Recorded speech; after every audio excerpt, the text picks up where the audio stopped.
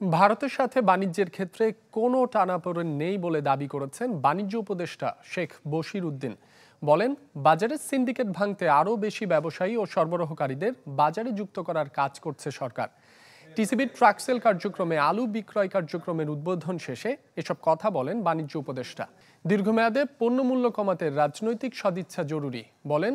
সাধারণের নাগালের বাইরে চলে যাওয়া আলুতে স্বস্তি দিতেই ট্রাকসেল কার্যক্রমে যুক্ত করা হয়েছে এই পণ্য।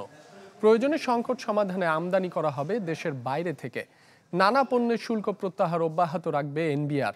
2 কেজি তেল, 5 কেজি চাল ও মসুর ডালের সাথে 3 কেজি আলু বিক্রি শুরু করেছে টিসিবি, যার প্যাকেজ মূল্য 560 টাকা। আমার কাছে Bharat, Pakistan, China is no issue. আমি সবাইকে সংযুক্ত করতে চাই। যেমন আপনারা সিন্ডিকেট বলছেন, আমরা যদি এখন দেশ হিসেবেও সিন্ডিকেটেড হয়ে যাই তাহলে তো সমস্যা। আমাদেরকে উদার ব্যবস্থা নিতে হবে এবং উদার ব্যবস্থার মধ্যে চাহিদা যোগানের একটা ভারসাম্য রক্ষা করতে হবে। রাজধানীর টিসিবির পণ্য বিক্রির কার্যক্রম থেকে সরাসরি যুক্ত হচ্ছেন সহকর্মী রাকিব আল জাবেদ।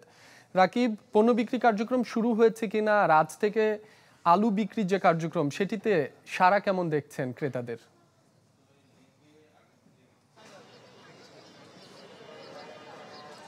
মাঠের অলরাউন্ডার আমি, আর ঘরের allrounder Tilex. Tilex toilet cleaner, clean মানেই টাইলক্স। বাজারে যখন পণ্যমূল্যের ঊর্ধ্বগতিতে সাধারণ মানুষের নাভিশ্বাস অবস্থা, একটি পণ্যের দাম বাড়ে তো 10টি পণ্যের দাম বাড়ে তো একটি পণ্যের দাম কমে, ঠিক তখনই আসলে টিসিবি দেখতে পেল যখন যে সাধারণ মানুষের নাগালের বাইরে চলে যাচ্ছে আলু। মৌসুম হওয়া সত্ত্বেও আমরা দেখতে পেয়েছি যে 70 থেকে 80 টাকা দরে বিভিন্ন জায়গায় আলুর বিক্রি হচ্ছে। তখন টিসিবি তাদের যে পণ্য যে তালিকাটি রয়েছে, পণ্য যে বাস্কেটটি রয়েছে, সেখানে চাল, তেল এবং মসুর ডালের সাথে আলু যুক্ত করেছে। অর্থাৎ প্রতি 3 কেজি আলু কিন্তু এখানে সাধারণ যে ক্রেতারা তারা কিন্তু কিনতে পারবেন বাজার থেকে 30 টাকা কমে। অর্থাৎ এই আলু পেয়ে কিন্তু এখানকার যে সাধারণ মানুষজন রয়েছেন, যারা কার্ডধারী রয়েছেন বা ট্রাকসেল কার্যক্রমের সাথে যারা জড়িত রয়েছেন, তারা কিন্তু স্বস্তি প্রকাশ করেছেন। তারা বলছেন যে এই কার্যক্রম যদি সামনের দিনগুলোতে চলমান থাকে তাহলে তাদের জন্য আরো খানিকটা স্বস্তি রয়েছে।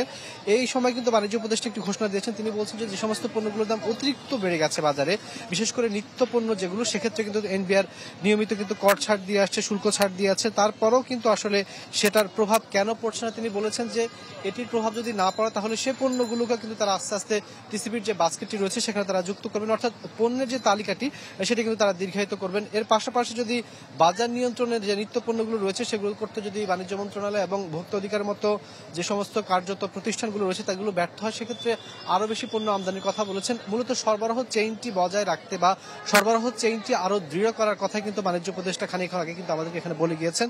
এরই প্রেক্ষাপটে আমরা দেখেছি যে গেল কয়েকদিন ধরে যে সমস্ত পণ্যগুলোর দাম বেড়ে যাচ্ছে সেগুলোর বিষয়ে কিন্তু তিনি একটি জবাব দিয়েছেন যে সরকার চেষ্টা করছে, যেই কথাটি আমরা এর আগেও যে সমস্ত রাজনৈতিক সরকারগুলো রয়েছে সেগুলোর কাছ থেকে শুনেছি। তবে তিনি একটা ঘোষণা দিয়ে গেছেন, যদি রাজনৈতিক শক্তিগুলো বা রাজনৈতিক সরকার যদি চেষ্টা করে তাহলে কিন্তু আসলে পণ্য মূল্য বা পণ্যের যে দামটি সেটি কিন্তু আসলে নিয়ন্ত্রণে আনা সম্ভব।